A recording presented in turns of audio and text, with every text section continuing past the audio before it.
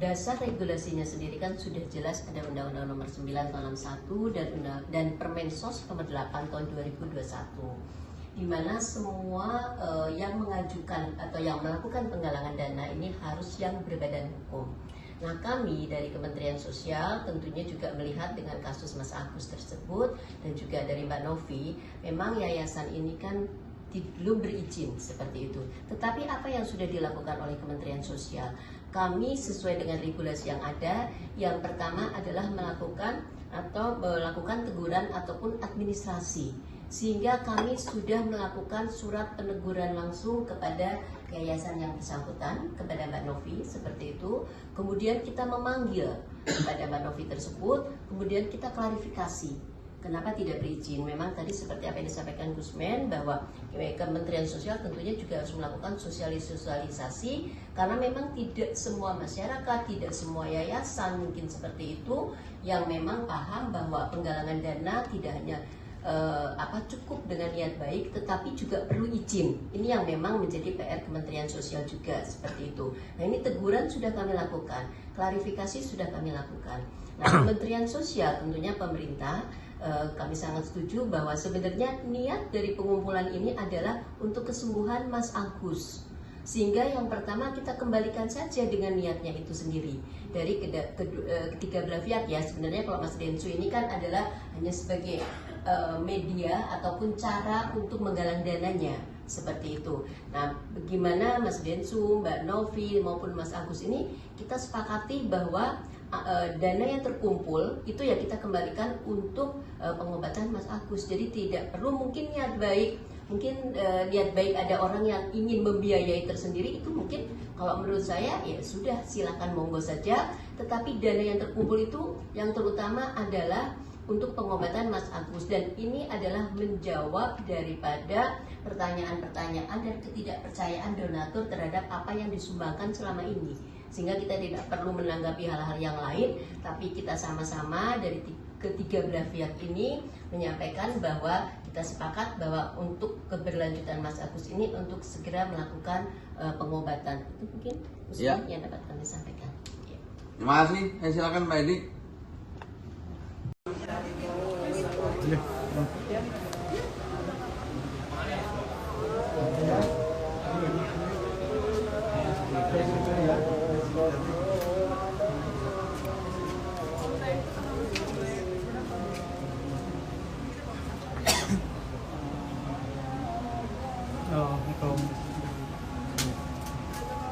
Oh, ini kan ibunya aja.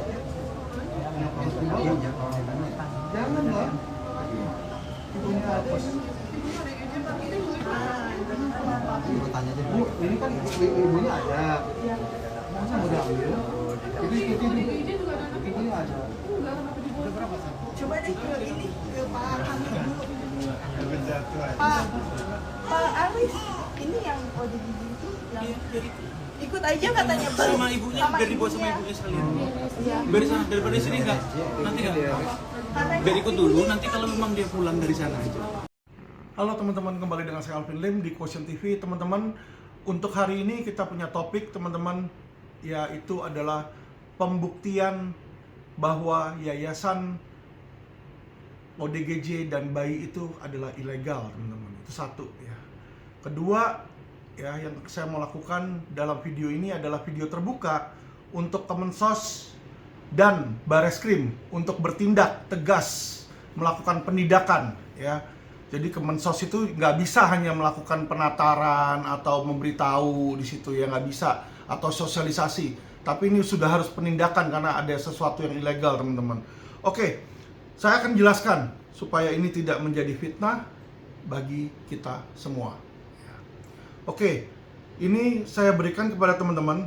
Pertama adalah cuplikan berita ya, biar supaya teman-teman tahu saya dari mana saya mendapatkan data-data saya. Pertama adalah ini dari media Indonesia ya.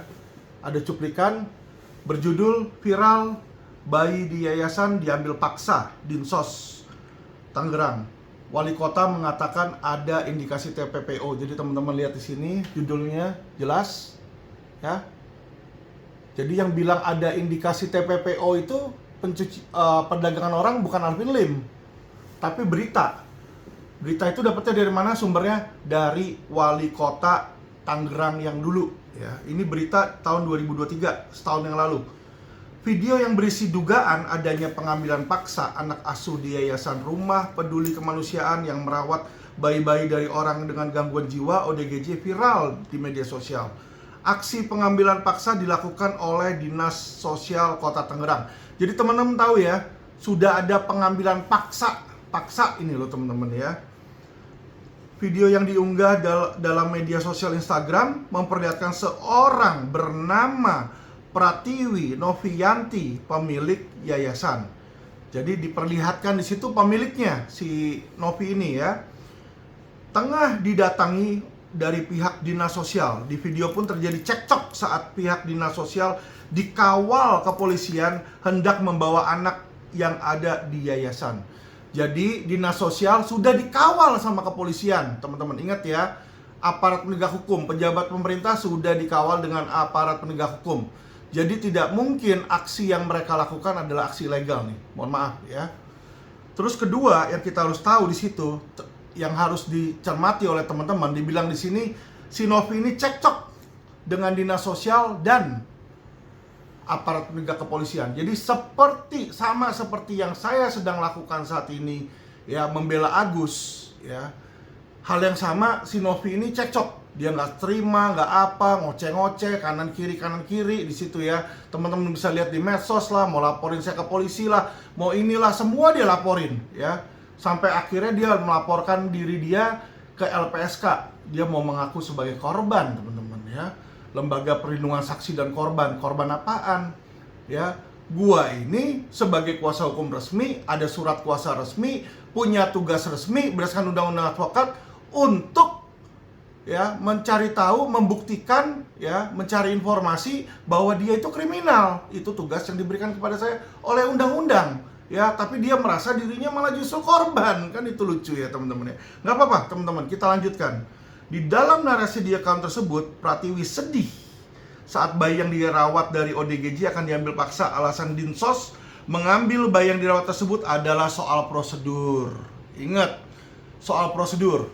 Nggak punya prosedurnya berarti dia di sini. Kita baca lagi nih, apa maksudnya soal prosedur. Mereka menanyakan soal legalitas kita katanya. Ini si Novi yang ngomong, alhamdulillah legalitas kita ada. Kalau legalitas lu ada, ngapain diambil paksa? Kita lanjut lagi teman-teman ya. Namun kesalahan dan ketidaktahuan Pratiwi adalah isi dari yayasan tersebut tidak ada perawatan untuk bayi. Nggak ada perawatan untuk bayi, dia bilang. Jadi bayi-bayi ini mau diambil yang saya rawat dari hamil, biar melahirkan, semuanya dari saya.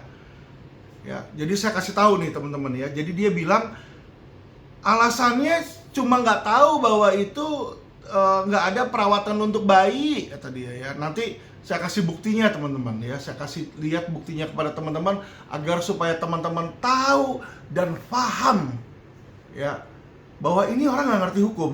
Ini orang nggak ngerti hukum, tapi dia belaga dirinya lebih jago daripada lawyer. Coba teman-teman lihat podcastnya dia, teman-teman lihat videonya dia selalu bilang, sudah cukup unsur itu, saya ketemu ahli udah begini. Ya kan, ini sudah terbukti. Padahal yang membuktikan, yang bisa membuktikan orang salah apa enggaknya tuh hakim. Bukan lawyer lu, bukan ahli pidana di situ ya. Makanya inilah teman-teman harus paham ya. Saya bikin video ini bukan untuk jelek-jelekan orang manapun, bukan untuk mencemarkan orang manapun, tapi untuk memberikan pencerahan hukum kepada masyarakat, terutama masyarakat awam dan hater saya, supaya mengerti mana yang benar, mana yang salah secara hukum. Kita jangan bicara etika, bicara ono, bicara ini, bicara ininya kok uangnya dipakai apa segala. Tidak. Saya ini tidak mengurus ke situ. Saya ini lawyer, kayak polisi itu lawyer. Polisi nggak peduli uangnya dipakai kemana, tapi kalau ada tindak pidana disikat di situ. Itulah kinerja dan fungsi dari aparat penegak hukum yang wajib diketahui oleh masyarakat. Ya. Jadi di sini teman-teman ya, kita lanjut ya. Novi bilang, kok nggak ada pertanyaan berapa ODGJ yang udah kita rawat selama ini, biaya rumah sakit jiwa nggak gratis, biaya lainnya sesar nggak gratis. Lo mau buka prostitusi misalnya nih ya, nanti dibilang gue bilang dia buka prostitusi. Makanya kalau orang otaknya nggak nyampe ya, kita ngomong apa dia nggak nyampe di situ ya. Jadi kalau misalnya nih lu mau buka tempat prostitusi legal nggak? Nggak legal. Boleh nggak? Nggak boleh. Nah, ketika lu buka, lu bayar ruko, ya kan, lu sewa cewek di situ, lu taro, ya kan, lu bawa misalnya minuman keras, keluar biaya kan di situ. Terus tiba-tiba prostitusi lu nih, anak-anak lu nih diambil nih sama maminya, ditangkap di penjara, terus lu rugi di situ. Terus pemerintah yang nangkap gitu harus peduli, ya, kayak dia bilang perawatannya ODGJ berapa, rawat RSJ berapa, terus lu ngoceh sama pemerintah. Lu jangan bawa cewek gua, biaya gua gimana? Gua bawa dia dari kampung, gua bawa dia dari Cungko di situ kan, bayar balik. Ini kan pertanyaan orang goblok, ya, orang goblok yang nggak ngerti hukum ini. Lu buat sesuatu ilegal, nggak ada izin pemerintah, terus lu ngoceh soal biaya lu. What the heck, man? Kalau kayak begitu, makanya nggak heran orang-orang dari luar negeri pada kesini dong. Jadi tempat kejahatan ini ya. Jadi ngerti dan paham ya. Saya bicara hukum. Saya bicara tentang hukum. Oke, lanjut lagi. Merawat bayi-bayi ini pakai duit sendiri, membayar pengasuh pakai uang bukan sukarelawan. Ini perjuangan saya merawat mereka. Lu buka yayasan ilegal, lu buka sendiri, ya pakai uang lu sendiri. Lu yang salah kok di situ. Balik lagi teman-teman. Lanjut lagi di sini indikasi TPPO menanggapi video yang viral. Wali Kota Tangerang Arief Wismansyah mengatakan jika kehadiran Dinsos hanya diminta oleh Barreskrim Polri untuk mendampingi. Dinsos kita dari Barreskrim diminta mendampingi anak yang dibawa, ya kan, ke Kementerian Sosial. Saat ini sudah ditangani dan mudah-mudahan bisa berlangsung dengan baik. Arief menuturkan anak-anak yang ada di yayasan tersebut diambil karena diduga ada indikasi tindak pidana perdagangan orang. Ya, perdagangan orang apa? Yang diambil apa? Bayi. Berarti yang didagangkan apa? Bayi. Ya kan? Berarti ada dugaan, ada indikasi bayi itu diperdagangkan. Apa maksudnya perdagangannya? Dijual beli di situ.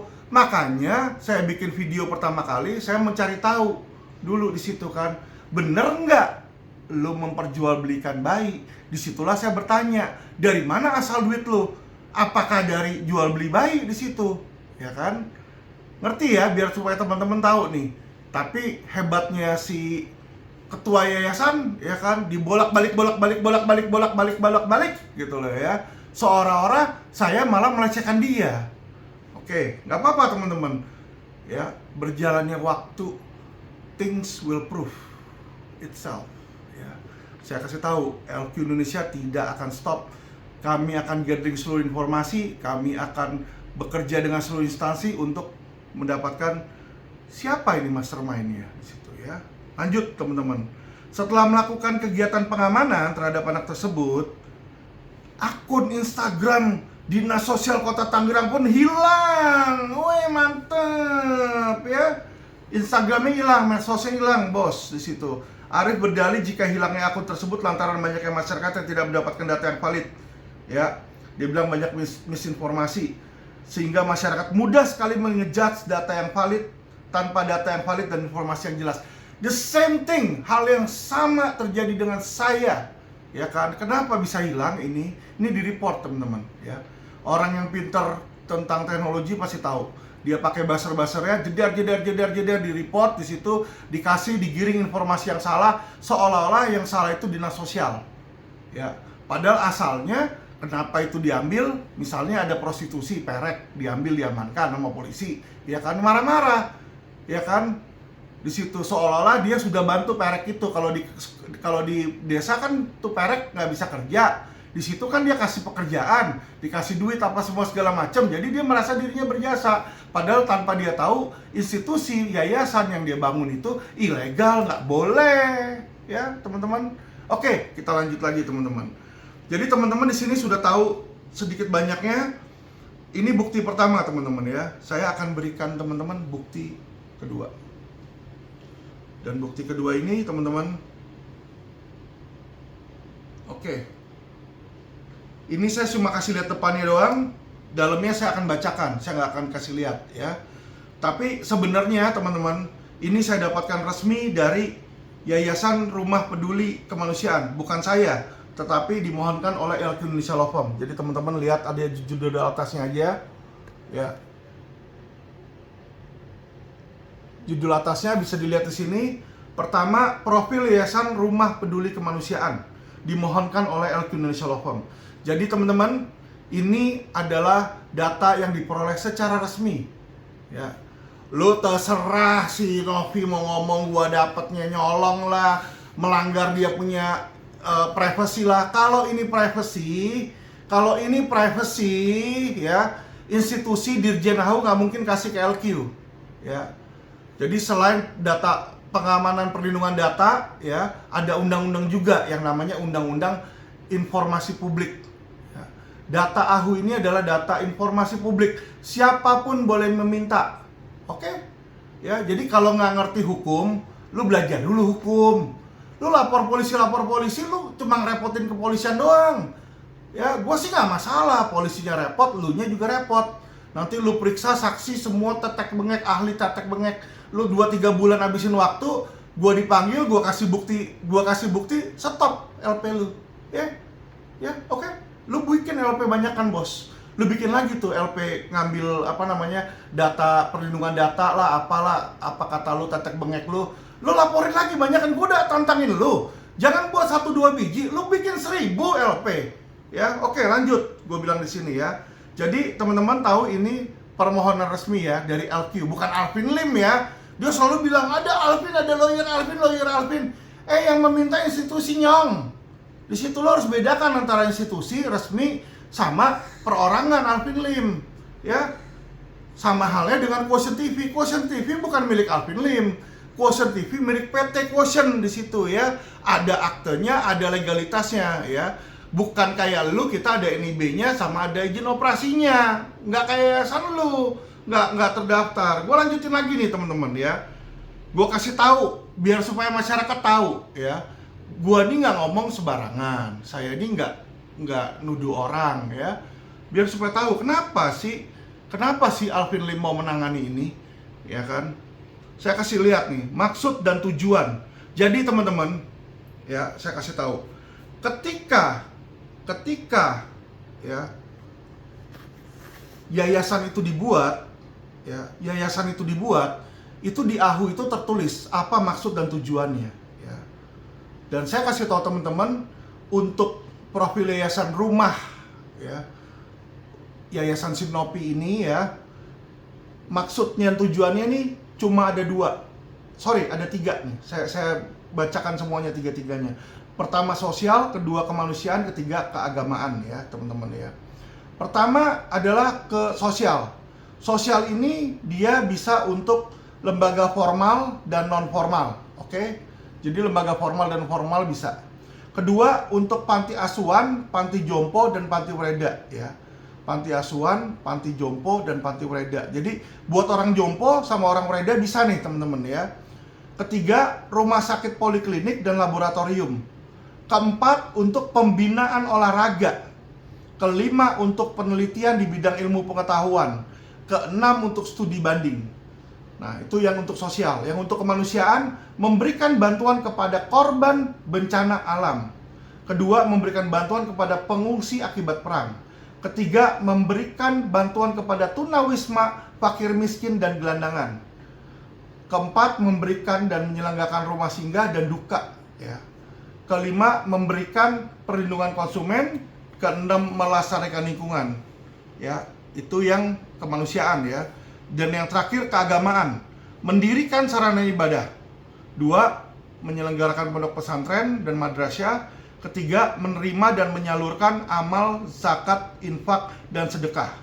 Keempat, meningkatkan pemahaman keagamaan. Kelima, melaksanakan syair keagamaan. Keenam, studi banding keagamaan ya. Kita udah lihat nih maksud dan tujuan dibangun. Pertanyaan saya ya, biar teman-teman cerdas. Dari maksud dan tujuan yang diberikan izin oleh AHU, legalitas dia, ada nggak mengasuh ODGJ? Ada nggak tadi?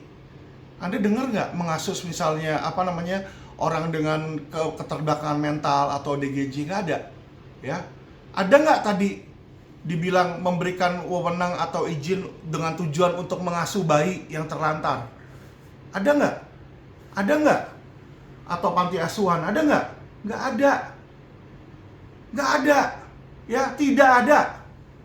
Jadi kalau lu bikin kafe, dikasih izin restoran, tiba-tiba lu bikinnya nightclub, boleh nggak? Boleh nggak? Ditutup nggak sama pemerintah? Ya, be smart teman-teman, be smart. Ya, Novi ini sangat pintar, smart, ya kan? Pintarnya apa? Putar balikin kata-kata teman-teman. Jadi dia bilang ada legalitas. Legalitas yang dia maksud ini cuma ini. Dirjen AHU ini doang, ini doang. Ini doang yang dia punya. Ya. Saya ini sedang mengumpulkan bukti-bukti resmi semuanya teman-teman ya. Jadi bukan hanya AHU di sini ya. Saya sudah suratin Kemensos, Dinsos Tangerang dan lain-lain ya, dan beberapa instansi lain-lain untuk meminta data, meminta informasi ya. Tujuannya apa di situ untuk meminta informasi ya kan? Untuk saya membuild case terhadap Novi, bahwa yang Novi lakukan adalah sindikasi. Yang Novi lakukan adalah melanggar hukum. Yang Novi lakukan adalah perdagangan orang. Kenapa saya bilang perdagangan orang? Di sini seperti yang dibilang sama si Arief Wismansyah. Karena tidak punya izin, bos. Kalau lu punya izin, lu ngurus orang, oke lu sah. Gue juga mundur. Tapi kalau lu nggak punya izin, lu mau bilang biaya dari lu kek, mau bilang maksud lu baik kayak daripada terlantar, nggak boleh, tidak boleh secara hukum, ya. Dan sebagai warga negara Indonesia kita wajib taat hukum. Itu yang saya minta, taat hukum, ya. Jadi jangan lu plesetin segala macam tetek bengek, ya. Kita lanjut lagi teman-teman ya. Untuk menjawab netizen yang bilang dan kuasa hukum dari Novi ya, yang bilang bahwa Alvin menyerang ranah pribadi lah, nanya-nanya inilah, pertanyaan inilah. Saya cuma mau kasih tahu satu hal. Silakan rekan bantu klien rekan sebisa mungkin ya. Tapi rekan harus tahu, mohon maaf, rekan juga harus pastikan, rekan harus juga minta buktinya. Ada nggak izinnya itu untuk merawat ODGJ dan merawat panti jompo di situ? Bukan panti jompo, sorry, ODGJ dan bayi. Ada nggak? Kalau tidak ada, rekan juga tidak boleh membela membabi buta. Rekan sebagai aparat penegak hukum yang wajib dihormati oleh masyarakat, wajib memberikan pengetahuan dan konsultasi hukum kepada klien rekan dan menghimbau agar klien rekan menaati hukum. Suruh buat. Ya, saya kasih tahu ya sama kalian ya di sini. Tadi teman-teman udah lihat tahun 2023 yayasan milik Novi katanya nggak ada izin. Kata wali kota Tangerang tadi yang ngomong ya, nggak ada izin sehingga nggak boleh beroperasi. Setahun kemudian di 2004 Kemensos juga bilang nggak ada izin. Setahun tuh, 1 tahun.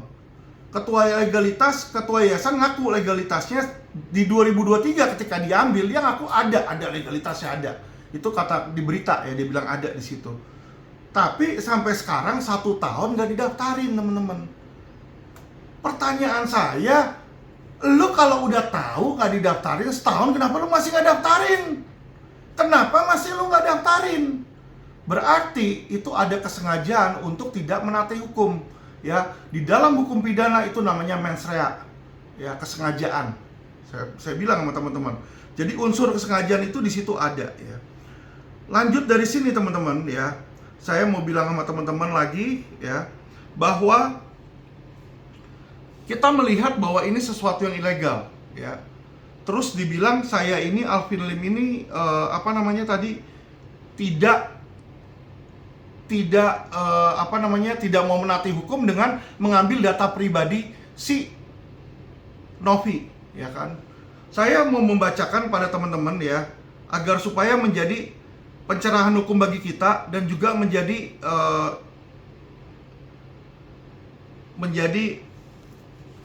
pengetahuan bagi kita teman-teman ya, yaitu pasal 17 Undang-Undang Advokat teman-teman. Ya.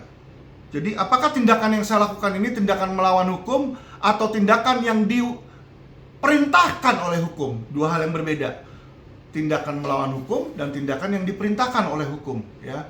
Sebagai advokat, Alvin Lim adalah lawyer, wajib mengikuti dan menaati undang-undang advokat, karena saya advokat, wajib menaati undang-undang advokat.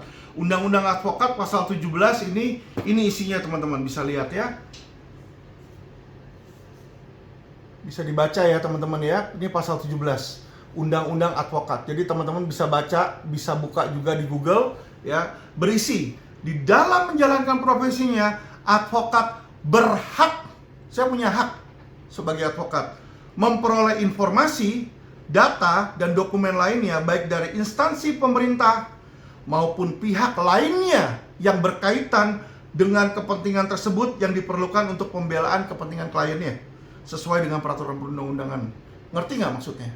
Ya, berarti saya berhak memperoleh informasi, data, atau dokumen. Bagaimana cara memperolehnya? Ya kan, ini dibilang kan baik dari instansi pemerintah seperti AHU tadi saya minta, karena ini pasal 17 saya punya hak. Makanya AHU wajib memberikan kepada saya. Saya juga minta sama Dinsos, nanti Dinsos juga wajib memberikan kepada saya. Dan saya mencari dari beberapa instansi lainnya teman-teman. Ketika lengkap di situ, saya akan memproses ini dan saya akan menindak secara tegas, ya, menindak secara tegas. Teman-teman bisa lihat di sini, ya kan, memperoleh informasi data. Jadi memperoleh informasi data, contoh kayak El Financial Law Firm menyurati AHU, itu boleh. Ini haknya dia berdasarkan pasal 17. Dan memperoleh informasi, gimana sih lo memperoleh informasi? Ya mewawancara, bertanya sama orang. Kita bisa bertanya sama saksi. Ini kenapa begini. Ini asal uangnya dari mana? Kita boleh tanya. Ya. Dan saat ini posisi Novi adalah saksi terlapornya saya. Ya. Orang yang saya gugat juga di pengadilan. Jadi dia adalah pihak yang berkaitan dengan permasalahan yang saya urus. Ngerti ya teman-teman ya? Jadi saya berhak menanya, uang lu dari mana? Lu ini TPPO, ya kan, bayinya lu jual apa enggak? Ketika saya nanya misalnya bayinya lu jual apa enggak, saya mau membuktikan bener nggak ini tuduhan mereka. Kalau dia nggak mau jawab ya nggak apa-apa, ya kan? Tapi saya wajib menanyakan karena itu tugas saya. Teman-teman ngerti ya? Saya mau masyarakat cerdas. Kalian tentukan sendiri saya salah atau saya benar. Saya nggak pernah bilang, kalian harus bilang saya benar, tidak. Saya kasih tahu nih buktinya, nih faktanya. Dan selama ini Alvin Lim ya, bukan hanya Novi aja. Kasus besar seperti Indosuria 107 triliun dia kelat-kelit lepas, gua gampar masukin lagi jebret situ ya. Teman-teman harus tahu itu. Karena kenapa? Saya punya data yang lengkap. Jadi ketika Henry Surya laporin saya dibilang saya pencemaran nama baik, saya udah ada laporan audit dia, keuangannya dia. Mati dia.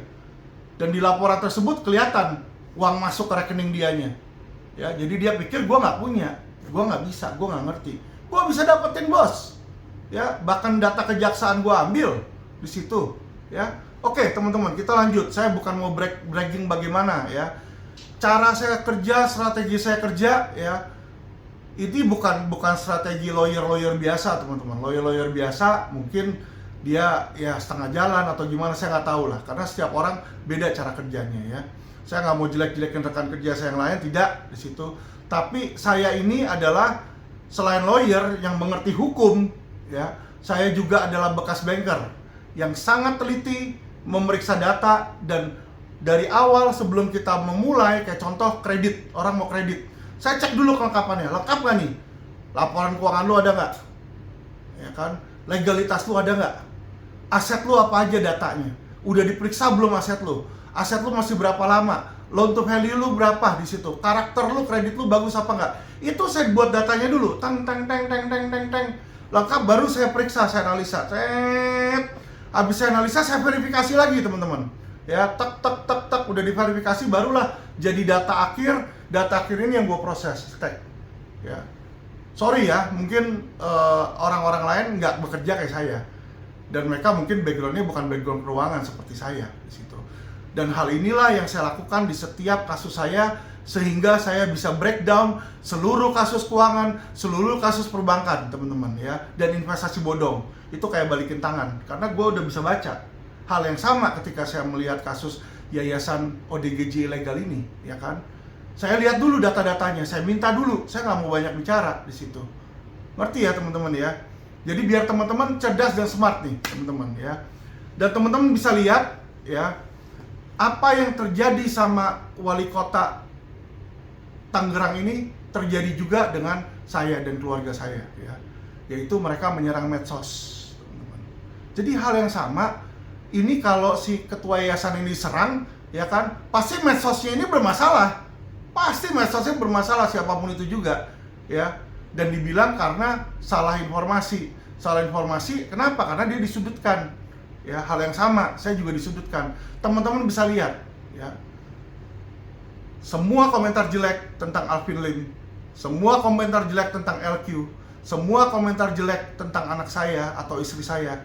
Tidak ada komentar yang jelek tentang kinerja kami. Tidak ada komentar jelek tentang kesalahan kami melakukan tugas. Tidak ada. Ya, perfect. Kita punya penanganan kasus itu sempurna, ya kan? Tetapi yang diserang adalah apa? Gigi ompong, gigi garang, gigi kuning, ya kan?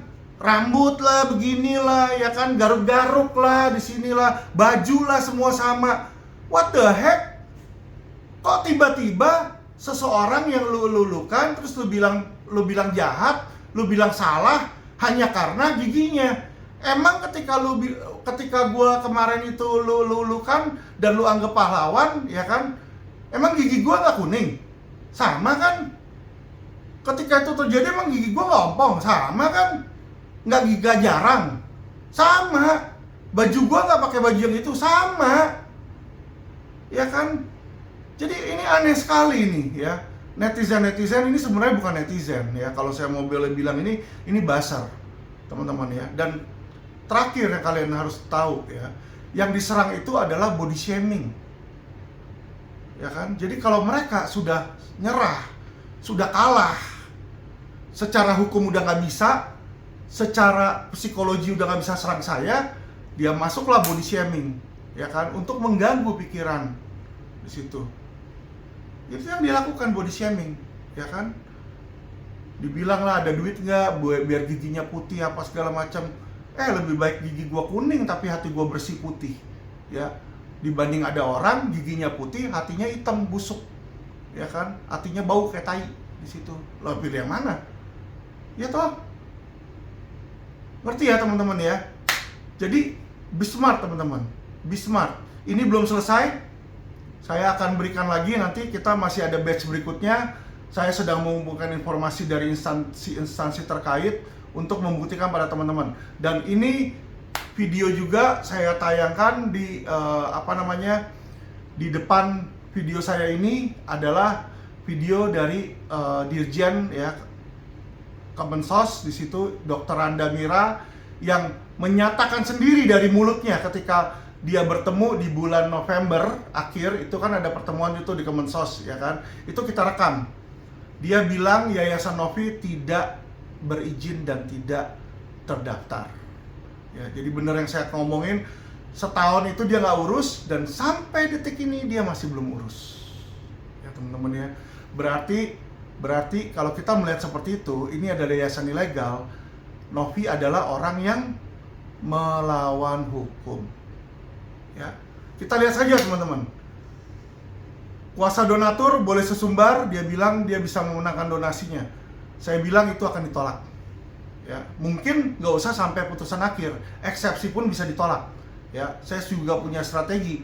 Bukan cuma si mastermind itu yang punya strategi ya. Saya juga punya strategi teman-teman. Ya, dan itu akan ditolak. Kenapa? Itu banyak sekali kelemahannya, banyak sekali itu. Ya, sorry ya, saya bukannya ngata-ngatain ya. Gugatan kayak begitu, ya kan? Anak masih baru masuk kuliah juga bisa bikin. Ya, itu nggak ada meritnya sama sekali, nggak ada buktinya, nggak ada fakta. Data kok angka juga lo bisa kira-kira, nggak ada kira-kira. Lo kerugian atau apa tuh harus pasti. Angka yang dikumpulkan harus pasti, ya kan? Kalau lo ada donatur-donaturnya, lo harus taruh di situ siapa aja, dan itu wajib dihadirkan. Nggak ada pihak-pihak lo bilang apa lu nggak cantumkan di situ. Banyak hal lah teman-teman, banyak hal lah, ya. Kalau gua ngomongin, gua kasih tahu, nanti kuping lawyer sono panas ya kan, gue diserang lagi di situ kan. Padahal gue bukan cari musuh ya, tapi nanti kita lihat aja. Ketika itu ditolak, gugatan gue masuk di sini ya kan, cuma dibayangin aja, berhakkah yayasan ilegal ngambil uang orang? Udah itu aja. Jadi kalau lu punya motor, lu misalnya melanggar lalu lintas nih, ya kan diberhentiin sama orang yang pakai baju polisi. Terus lu tanya, "Pak, Bapak polisi di mana, Pak?" "Ya, saya sih polisi," dia bilang gitu. Terus tanya, "Mohon maaf, Bapak terdaftar di kepolisian?"